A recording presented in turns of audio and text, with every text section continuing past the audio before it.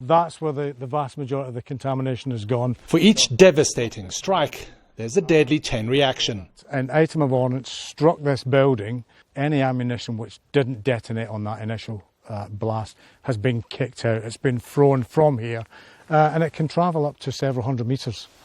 Ammunition, like this live round, can kill civilians, often children, long after the fighting has stopped. So you'll see before us the sort of carnage that's been left by the ammunition trucks, which I previously described, detonating. In March, Ukrainian forces struck this farm warehouse, housing tons of Russian shells and rockets. I can only imagine the fireball and the sound that was produced when it happened.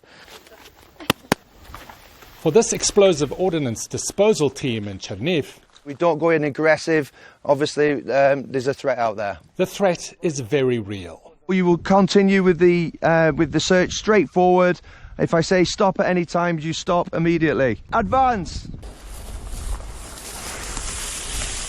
We have to be all the way back here for our own safety. It shows how dangerous this work is, and it's painstaking. This small area has taken several days and you're not even finished. No, we've merely scratched the surface. And you've got an entire country potentially. Yeah.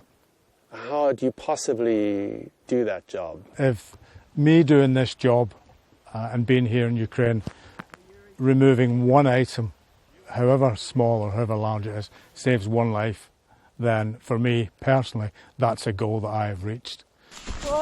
Stop, okay. Stop!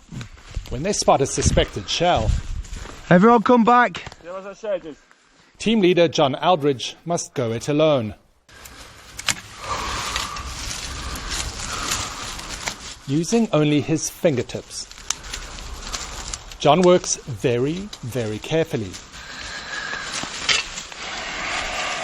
These shells are designed to destroy defensive positions.